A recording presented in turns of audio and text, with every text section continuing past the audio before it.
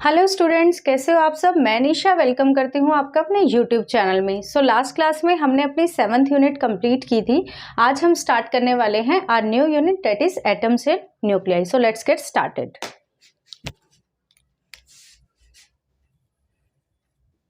Atoms and nuclei, this is your second chapter B and this is your first chapter of unit 8th. A part, B part. So what is atom? सबसे पहले आपके mind में जो question आएगा वो क्या है? What are atoms? 8th class में आप पढ़ के आए होगे, 7th क्लास में ही अब आ जाता है। एटम क्या होता है? Atom is the smallest unit of matter, मतलब सबसे छोटी यूनिट आपके मैटर की वो क्या होती है? एटम्स होती है। It is the smallest unit. क्या होती है ये? Smallest unit of matter.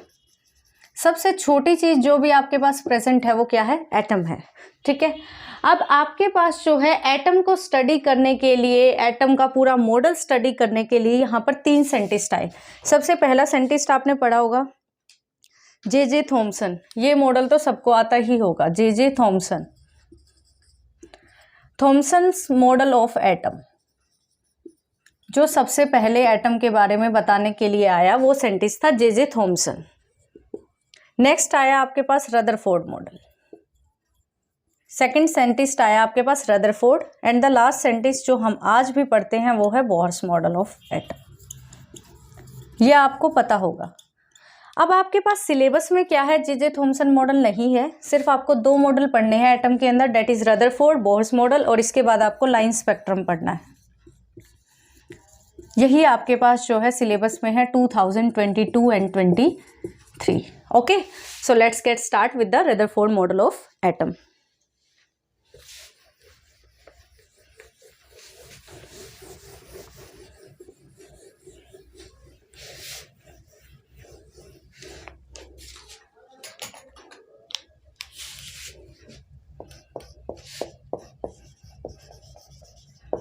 Rutherford, इसको अल्फा स्कैटरिंग एक्सपेरिमेंट भी बोलते हैं। Alpha scattering experiment.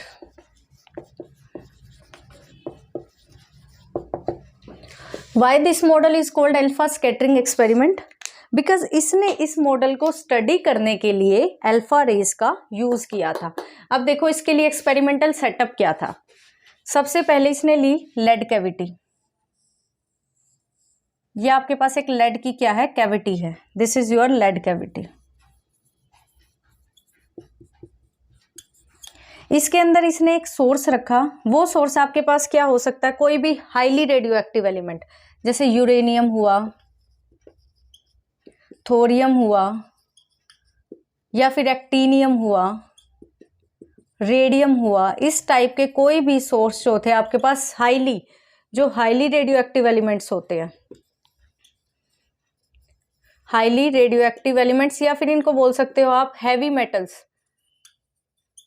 जो हैवी मेटल्स होते हैं या फिर आपके पास हाईली रेडियो एक्टिव एलिमेंट्स होते हैं, जो हैवी एटम्स होते हैं, उन्हें आप लेते हो इसके अंदर, जैसे यूरेनियम हो गया, थोरियम हो गया, एक्टीनियम हो गया, रेडियम हो गया।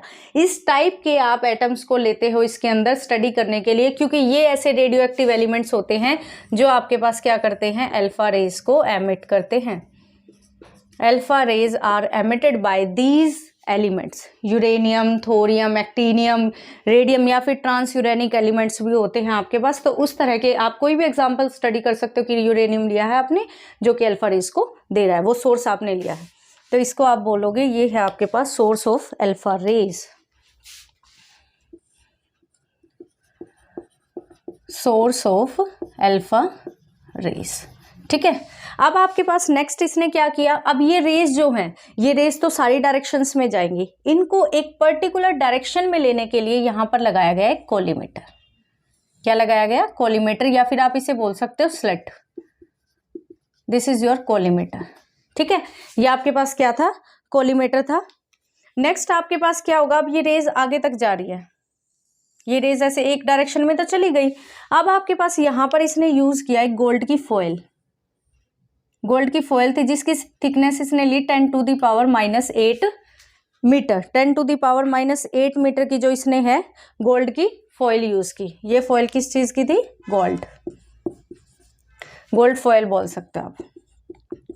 उसके बाद इससे होगा क्या, इसको स्टडी करने के लिए यहां पर इसने एक स्क्रीन लगाई।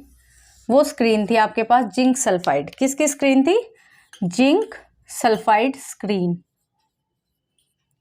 उसके अंदर इसने एक डिटेक्टर फिक्स किया। ये डिटेक्टर है आपके पास, ये मूवेबल डिटेक्टर था, मूवेबल डिटेक्टर। ये इसने एक डिटेक्टर लगाया, या फिर आप बोल सकते हो माइक्रोस्कोप, जिसकी हेल्प से इसने क्या कहा कि जो भी आपको पैटर्न ऑब्जर्व हो रहा है उसको देखने के लिए इसने मूवेबल डिटेक्टर, या फिर इसका नाम क्या है? माइक्रोस्कोप, ये इसने यहां पर यूज किया। ठीक है, अब इसने क्या देखा कि जो यहां से रेज, अल्फा रेज यहां पर टकरा रही थी, उससे कुछ रेज तो आपके पास इस तरह से किसी एंगल से जा रही थी, कुछ स्ट्रेट जा रही थी। इस तरह से इसने हर एक डायरेक्शन में देखा कि रेज कुछ इस तरह से डेविएट हो रही है, कोई तो सीधी जा रही है, कोई जो है आपके पास अनडेविएटेड जा रही है, कोई कुछ एंगल से टकरा रही है। एक रे ऐसी भी थी जो डायरेक्टली टकरा के वापस भी आ रही थी। तो ये वाली रेज को स्टडी करने के लिए इसने क्या कहा न्यूक्लियस के बारे में, वो ऑब्जर्वेशंस हमें स्टडी करनी है। ठीक है, तो देखो सबसे पहले आप क्या लिखोगे इसके अंदर? Rutherford alpha scattering experiment, it is done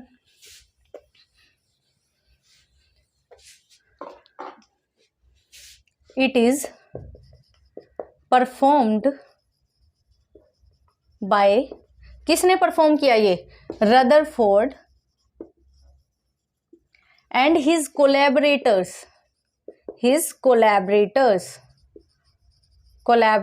collaborator क्या जो इसके साथ थे, वो कौन कौन थे? Geiger and Marsons. इन्होंने, ये साइंटिस्ट जो है, इनके साथ रदरफोर्ड के साथ मिलके ये एक्सपेरिमेंट परफॉर्म किया। उसके बाद आप ये लिखोगे कि इसमें क्या क्या यूज हुए। एक्सपेरिमेंटल सेटअप, एक्सपेरिमेंटल सेटअप, तो सेटअप में क्या क्या यूज हुआ? Number 1 lead cavity in which source of alpha rays is placed. Alpha rays का सोर्स प्लेस किया गया, that is uranium, thorium etcetera. ठीक है, सेकंड यूज किया गया कॉलीमेटर। कॉलीमेटर क्यों यूज किया गया? Collimator is used to keep the direction of alpha rays straight. Alpha rays, collimator is use to keep the direction of alpha rays straight और undeviated, you can see. ठीक है, एक ही direction लेने के लिए alpha rays in particular direction बोल दो आप, यहाँ पर पर्टिकुलर डायरेक्शन ज्यादा बेटर रहेगा। To keep the direction of alpha rays in a particular direction. ठीक है, नेक्स्ट आपने क्या यूज किया इसमें? Gold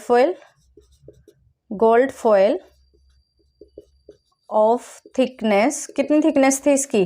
10⁻⁻8 metre is used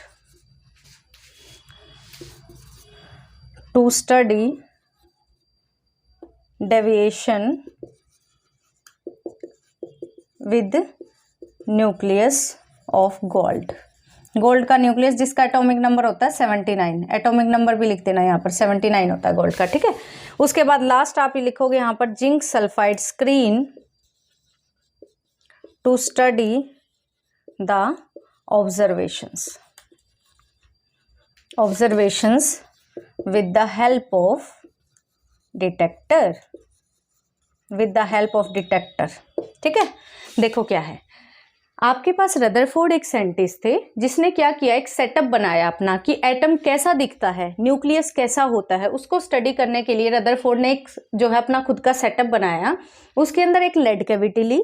lead cavity इसलिए ली थी क्योंकि रेडियो एक्टिव एलिमेंट्स जो होते हैं वो हर एक डायरेक्शन में आपके पास हाईली जो है आपके पास हाईली रेडिएशंस जो होती हैं, मतलब स्ट्रॉन्ग रेडिएशंस जो होती हैं उन्हें एमिट करता है।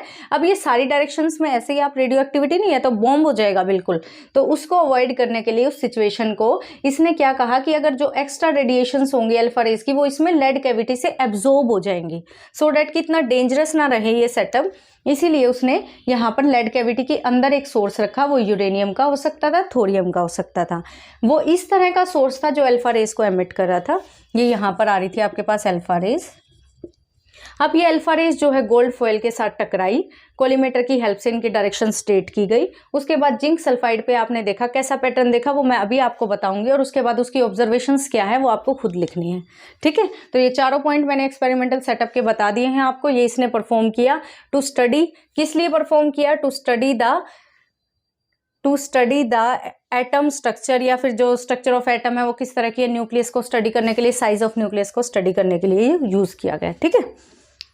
सो यहाँ तक नोट हो गया होगा, आगे करते हैं। देखो बहुत ही इंटरेस्टिंग होने वाली है ये यूनिट, बहुत ही छोटी है। देखो अब उसके बाद इसकी ऑब्जर्वेशंस क्या रही। ये डायग्राम बनाने के बाद आप एक और डायग्राम बनाओगे तो ज़्यादा बेटर रहेगा। उससे पहले मैं आपको इसको समझा देती हूँ कि ये किस तरह से हुआ। देखो इसने क्या देखा, अल्फा रेज जो थी वो आपके पास, इन पे कितना मास होता है अल्फा रेज पे, अल्फा रे क्या होती हैं, अल्फा रेज होती हैं हीलियम 2-4, यानी कि इनका एटॉमिक नंबर क्या होता है 2 होता है, और मास नंबर क्या होता है 4 होता है, ठीक है। तो यहां से आप ये बोल सकते हो कि इसके अंदर प्रोटॉन कितने हैं 2 है, इलेक्ट्रॉन कितने हैं 2 है, लेकिन न्यूट्रॉन्स कितने हैं 4-2, वो भी कितने हैं 2, ठीक है। और ये है इसका मास नंबर। अब आपके पास जो अल्फा पार्टिकल है ये बहुत ही स्पीड से जो है गोल्ड फॉयल के पास गई, और ये टकराने के बाद इसने ऐसा देखा, क्या देखा इसने, कि जैसे ये गोल्ड फॉयल से स्ट्राइक की, स्ट्राइक करने के बाद बहुत सारी, अगर इसने जो है 10,000 में मान रही है अप्रोक्स, इसने 10,000 अल्फा रेज को पास किया, तो इसने ये देखा कि ज्यादातर जो अल्फा रेज थी वो अनडेविएटेड पास हो गई, मतलब जो है सीधी की सीधी निकल गई, ऐसे अल्फा रेज बिल्कुल सीधी चली गई, ठीक है। तो इसका मतलब इसने यहां से एक कंक्लूजन निकाला कि ज्यादातर अल्फा रेज गोल्ड फॉयल से टकराने के बाद अगर सीधी चली गई हैं, उनमें कोई भी डिफ्लेक्शन नहीं हुई है, तो इसका मतलब ज्यादातर स्पेस जो है न्यूक्लियस का, एटम का मोस्ट ऑफ द स्पेस जो है वो क्या है, खाली है। तो फर्स्ट ऑब्जर्वेशन इसने क्या पता लगाई कि एटम का मोस्ट ऑफ द स्पेस जो है वो क्या है, आपका एम्प्टी है, खाली है, ठीक है। सेकेंड ऑब्जर्वेशन, इसने ये देखा कि 10,000 में से आपकी बहुत ही कम, अ वेरी फ्यू, बहुत ही कम रेज जो है गोल्ड फॉयल से टकराई with the small angle, small angle से टकराई। अब कोई भी चीज जो है इससे टकराई है तो डेट मीन्स जो है उन्हें रिपल्शन फील हुई है, रिपल्शन फील हुई है तो इसका मतलब यहाँ पर कोई ना कोई चीज पॉजिटिव है। टकरा के अगर रेज वापस आ रही है, किसी एंगल से जा रही है, अगर पॉजिटिव नहीं होगा, यहाँ पर नेगेटिव होगा तो अट्रैक्ट हो जाएंगी वो, तो यानी कि यहाँ पर ये टकरा के जो है डिफ्लेक्ट होकर बाहर जा रही है, तो इसका मतलब यहाँ पर जो भी चीज है वो पॉजिटिव है। तो सेकेंड इसने क्या ऑब्जर्वेशन देखी कि बहुत ही कम रेज आपकी 10,000 में से वो जो है इससे टकरा के थोड़े से एंगल से डिफ्लेक्ट होके वापस आ गई। तो सेकंड ऑब्जर्वेशन से इसने ये पता लगाया कि एटम के अंदर जो बीच में सेंटर में चीज है ना वो पॉजिटिव है, क्योंकि अगर आपके पास नेगेटिव होगी, वो अल्फा खुद में ही एक पॉजिटिव है, अल्फा जो है पॉजिटिव चार्ज है, ठीक है, अल्फा के ऊपर। अब ये पॉजिटिव है तो ये टकरा के वापस आ रहा है, डेट मीन्स इसे कोई चीज रिपेल कर रही है, तो इसका मतलब रिपल्शन। थर्ड रे पे आओ, थर्ड पॉइंट पे आओ। थर्ड पॉइंट क्या कहता है, थर्ड पॉइंट ये बोलता है कि बहुत ही कम 10,000 में से एक्सट्रीमली फ्यू, एक्सट्रीमली फ्यू का मतलब क्या है, 10,000 से अगर सिर्फ आप ये ले सकते 2 rays, only 2 rays out of 10,000, 10,000 से सिर्फ 2 रेज या एक रे ऐसी आई जो 180 डिग्री के एंगल से टकराई और वो बिल्कुल 180 डिग्री के एंगल से वापस आ गई। इसका मतलब जो भी चीज थी जिसने उसे 180 से टकरा दिया बहुत ही कम, तो इसका मतलब वो अंदर जो चीज है वो बहुत ही हैवी है। तो थर्ड ऑब्जर्वेशन इसकी क्या थी, हैवी, ठीक है। इसके लिए आपको नेक्स्ट डायग्राम बनाना है ऑब्जर्वेशंस में, देखो कौन सा,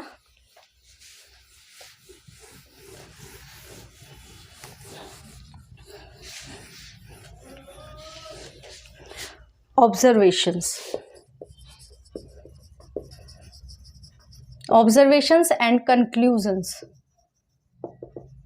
ऑफ रदरफोर्ड मॉडल। क्या कंक्लूजन निकाले इसने, यहां पर आपके पास क्या है, न्यूक्लियस है, सपोज ये न्यूक्लियस है आपके पास, ज्यादातर रेज आपके पास इस तरह से जो है वो स्ट्रेट निकल गए, ये स्ट्रेट रेज निकल गई, ठीक है।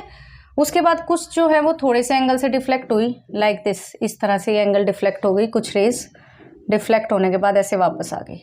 सिर्फ एक ही रे ऐसी थी जो इस तरह से टकराई और इससे वापस 180 डिग्री से आ गई, यानी कि यहाँ पर थीटा जो है 180 डिग्री था, यहाँ पर जो थीटा है आपके पास वो क्या है, लेस देन 180 डिग्री है, और यहाँ पर जो है थीटा वो क्या है, लेस देन 90 डिग्री, 90 से भी कम में बहुत ही हल्का सा डिफ्लेक्शन आप दिखा सकते हो। ठीक है, तो ये बोल सकते हो कि अगर ये 1 2 3 रे है, ये 2 डैश बोल दो, सेम है ये 3 डैश है, 1 डैश है, फर्स्ट वाले का बिल्कुल कॉम्प्लीमेंट है ना। ठीक है, तो ये बोल सकते हो आप कि ये अगर आपके पास न्यूक्लियस है तो most of the space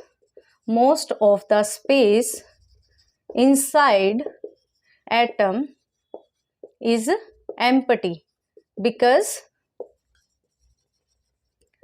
most of the alpha rays passes undeviated, मतलब बिना किसी एंगल से डेविएट हुए वो पास हो गई थी। सेकंड आपके पास क्या है, only few alpha rays deviates with very small angle that is less than 180 degree. So inside nucleus, यहाँ पर लिख सकते हो most of the alpha rays passes undeviated that is theta less than 90 degree, 90 degree से भी आपका कम था। Inside nucleus is very small angle, so inside nucleus, inside atom लिखो यहाँ पे, inside atom a positive charge is present at centre. ठीक है, कि कोई ना कोई चीज पॉजिटिव प्रेजेंट है सेंटर में, इसलिए पता लगा क्योंकि बाकी बाहर वाली ऊपर नीचे वाली रेस तो अनडिवाइडेड पास हो गई थी। ठीक है, थर्ड आप ये लिख सकते हो extremely few that is 1 out of 10,000 passes with deviation of 180 degree. So the heavy mass is present at center. ठीक है, हैवी मास प्रेजेंट है सेंटर पे, a very heavy mass is present at centre. तो इसने ये 3 कंक्लूजन्स अपने यहाँ से निकाले कि ज़्यादातर स्पेस एम्प्टी है और बीच में कोई पॉजिटिव चीज़ है, उसके बाद जो है आपके पास वो पॉजिटिव चीज़ जो है बहुत ही हैवी है। ठीक है, so these were the observations of the Rutherford experiment. अब इसकी लिमिटेशंस क्या है, ऑल्दो इसने जो है थॉमसन मॉडल के से अच्छे रिजल्ट्स इसने दिए थे, बट फिर भी ये एक्सप्लेन नहीं कर पाया था 2 चीज़ों को, एक तो एटम की स्टेबिलिटी को एक्सप्लेन नहीं कर पाया था, और नेक्स्ट जो है इसने ये एमिट नहीं किया था, ये जो है आपके पास ये नहीं बताया था कि लाइन स्पेक्ट्रा आपको क्यों मिलता है। क्लियर, तो इसकी लिमिटेशंस और लिखते हैं, उसके बाद रदरफोर्ड जो है वो कंप्लीट हो जाएगा। So what are the limitations and drawbacks of the Rutherford model? What are the limitations? ठीक है, लिमिटेशंस क्या थी, देखो इस मॉडल की, इस एक्सपेरिमेंट की लिमिटेशंस क्या थी। आपके पास इलेक्ट्रोमैग्नेटिक थ्योरी जो है, क्लासिकल इलेक्ट्रोमैग्नेटिक थ्योरी, वो क्या कहती है कि कोई भी अगर आपके पास इलेक्ट्रॉन रिवॉल्व हो रहा है, इसने ये बोला था कि आपके पास पॉजिटिव अगर न्यूक्लियस है तो इलेक्ट्रॉन उसके बाहर रिवॉल्व हो रहे हैं, उस एम्प्टी स्पेस में इलेक्ट्रॉन जो है वो घूम रहे थे।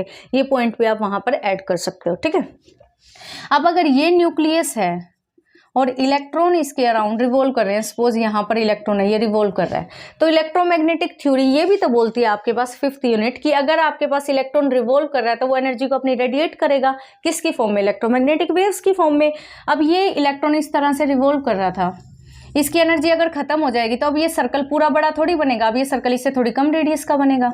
अब ये और एनर्जी को लूज करेगा तो इससे कम रेडियस का बनेगा, और लूज करते करते ये इलेक्ट्रॉन यहाँ पर कोलैप्स हो जाना चाहिए इलेक्ट्रॉन न्यूक्लियस के साथ, यानी कि न्यूक्लियस में गिर जाना चाहिए, बट ऐसा तो कभी नहीं होता। तो इसका मतलब ये क्या एक्सप्लेन नहीं कर पाया, it does not explain the stability of nucleus. ठीक है, बिकॉज क्यों नहीं एक्सप्लेन कर पाया, because according to classical electromagnetic theory,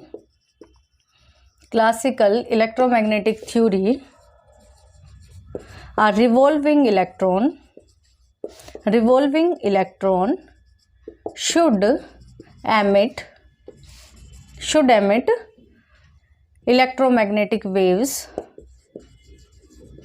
should emit energy in the form of electromagnetic waves and eventually collapse with the nucleus. Nucleus के साथ collapse हो जाना चाहिए, बट इट नेवर हैपन्स, ऐसा कभी नहीं होता। ठीक है, कभी क्वेश्चन आ जाए 2 मार्क्स में तो ये क्वेश्चन आप इजीली कर सकते हो, क्योंकि इलेक्ट्रोमैग्नेटिक थ्योरी कहती है इलेक्ट्रॉन को अपनी एनर्जी को रेडिएट करेगा, वो किसकी फॉर्म में, इलेक्ट्रोमैग्नेटिक वेव्स की फॉर्म में रेडिएट करेगा। ये मैंने नीचे लिखा है, energy in the form of electromagnetic waves, और न्यूक्लियस के साथ क्या करेगा, कोलैप्स करेगा, बट ऐसा नहीं होता है। सेकेंड आपके पास क्या है, it does not explain line spectrum as according to Rutherford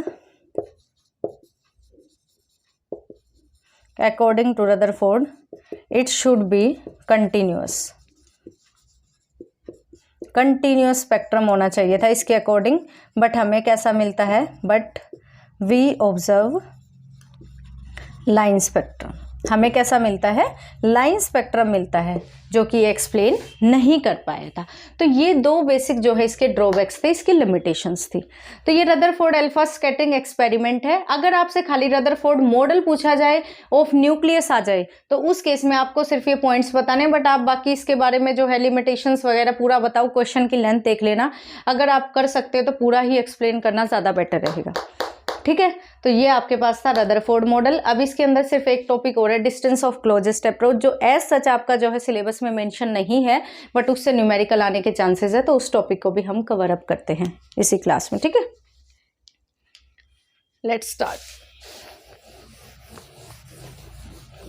distance of closest approach, या फिर आप बोल सकते हो साइज ऑफ न्यूक्लियस।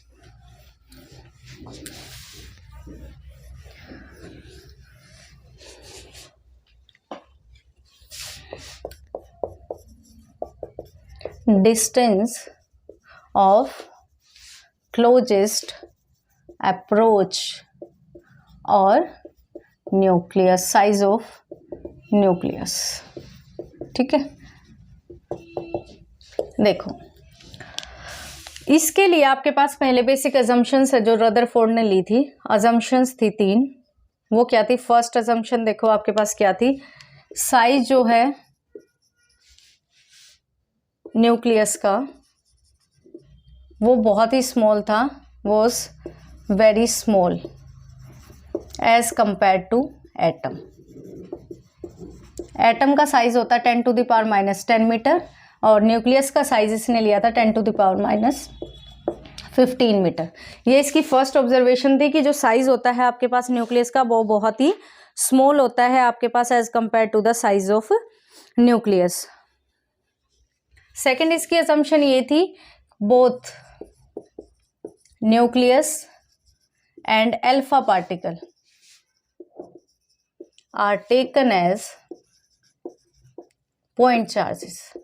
उसे जो है पॉइंट चार्जेस के लिए आपने जो है पॉइंट चार्जेस कंसिडर किए गए थे कि इसके बीच में जो है अट्रैक्शन होगी वो आपके पास पॉइंट चार्जेस, मतलब हैवी या जो है आपने वो नहीं लिया था कि कौन सा बड़ा है कौन सा छोटा है, सिर्फ पॉइंट चार्जेस माने थे।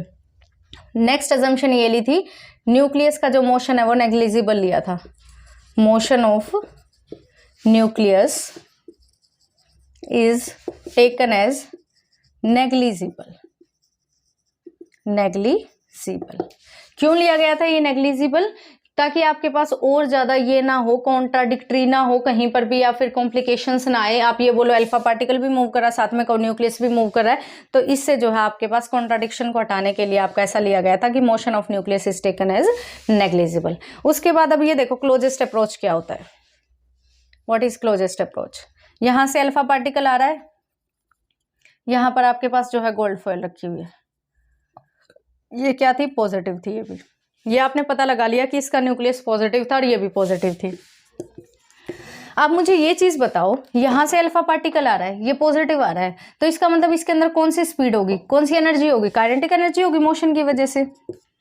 ये रेस्ट पे है, इसके अंदर कौन सी एनर्जी होगी, पोटेंशियल होगी। Energy due to rest is known as potential energy और energy due to motion is known as kinetic energy. तो इसका मतलब काइनेटिक एनर्जी और पोटेंशियल एनर्जी यहाँ पर प्रेजेंट है। अब मुझे ये बताओ, एक इतनी स्पीड से जा रहा है और दूसरा एक उसको रोकने के लिए खड़ा है, तो कब रुकेगी वो चीज, कब वापस टकरा के आएगी, जब इसकी एनर्जी खत्म हो जाएगी और ये इसको जो है एनर्जी को क्या करेगा, बैलेंस कर देगा। यहाँ पर जो काइनेटिक एनर्जी है उसकी एनर्जी इसकी पोटेंशियल के इक्वल हो जाएगी, उसके बाद जो है ये क्या करेगा, वापस टकरा जाएगा, यानी कि इसकी एनर्जी खत्म होगी, काइनेटिक एनर्जी 0 हो गई। और या फिर आप ये बोल सकते हो कि इसकी एनर्जी इसके इक्वल हो गई है, तो ये आगे इसको जाने नहीं देगा, वापस इसको क्या कर देगा, रिपेल कर देगा। तो आप ये बोल सकते हो distance of closest approach, it is the distance between alpha particle and radii of and heavy, आप ये बोल सकते हो heavy न्यूक्लियाई। कोई भी न्यूक्लियाई हो सकता है, गोल्ड भी हो सकता है, एग्जाम्पल में आप गोल्ड लिख दो। अब हैवी न्यूक्लियाई, क्योंकि कोई भी हो सकता है, जरूरी थोड़ी है गोल्ड हो। Alpha particle and heavy nuclei, it is the maximum distance भी लिख दो, maximum distance between alpha particle and heavy nuclei after which it get repelled by किससे, heavy nuclei, repelled by heavy nuclei and come back। ठीक है, it is the distance between alpha particle and heavy nuclei, maximum distance after which alpha particle लिख दो यहाँ पर, after which alpha particle get repelled by heavy nuclei and come back, और वो वापस आ जाता है। तो उसके लिए अगर आप मैथमेटिकल एक्सप्रेशन बनाना चाहो तो कैसे बनाओगे, काइनेटिक एनर्जी कितनी होती है, काइनेटिक एनर्जी क्या होती है आपके पास, हाफ mv स्क्वायर, और पोटेंशियल एनर्जी क्या होती है, काइनेटिक एनर्जी ऑफ किसकी होगी, काइनेटिक एनर्जी अल्फा पार्टिकल की, कितनी होगी, हाफ mv स्क्वायर, और पोटेंशियल एनर्जी कितनी होगी न्यूक्लियाई की, पोटेंशियल एनर्जी ऑफ न्यूक्लियाई की कितनी होगी, पोटेंशियल एनर्जी होती है पोटेंशियल इनटू चार्ज। ये कहाँ से आया ये formula, energy always stores in the form of work done. Work done क्या होता है आपके पास, पोटेंशियल मल्टीप्लाई चार्ज। ये फर्स्ट यूनिट में करवाया भी था कि potential is defined as the amount of work done per unit charge. तो यहाँ से आपके पास वर्क डन आ गया पोटेंशियल इनटू चार्ज, और पोटेंशियल इनटू चार्ज जो है आपके पास, चार्ज कौन होगा, जो आएगा इसकी तरफ। अगर आपके पास अल्फा पार्टिकल आ रहा है तो उसका चार्ज होगा 2e। ठीक है, खुद का इसका पोटेंशियल कितना होता है, 1/4 पाई एप्सिलॉन नॉट। अब मुझे नहीं पता कि गोल्ड का कितना एटॉमिक नंबर है, या आपके पास कोई और हैवी एलिमेंट है तो Ze ले लो। ठीक है, इनटू चार्ज कौन आ रहा है इसके पास, अल्फा पार्टिकल। अभी बताया था अल्फा पार्टिकल ये होता है, तो इस पे चार्ज कितना होगा, कितने इलेक्ट्रॉन होंगे इसके पास, 2e होते हैं एटॉमिक नंबर के इक्वल, तो यानी कि 2e चार्ज हो जाएगा। एक पे e होता है, e का मतलब होता है 9 इंटू वो जो चार्ज होता है 1.6 इंटू 10⁻⁻19 कूलम। ठीक है, तो ये चार्ज हो गया, दोनों को क्या कर दो, इक्वेट।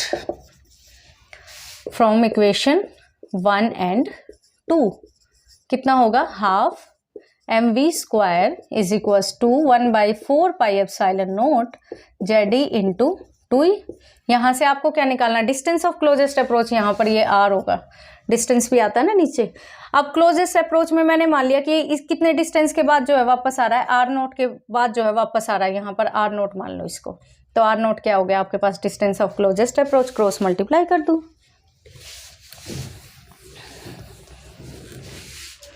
यहाँ से आपके पास आएगा r naught is equal to 1/4 pi epsilon naught Ze square हो जाएगा, ये 2 को बाहर लिख सकते हो, ये Z है आपके पास। ठीक है, Z, और ये यहाँ पर आ जाएगा half mv square. This is the formula. आपके पास क्या होगा इस फॉर्मूले में, काइनेटिक एनर्जी ये डायरेक्ट भी गिवन मिल सकती है न्यूमेरिकल में। काइनेटिक एनर्जी की वैल्यू यहाँ पुट करना, 1/4 पाई एप्सिलॉन नॉट की वैल्यू 9 इंटू 10⁻⁹ हो जाएगी।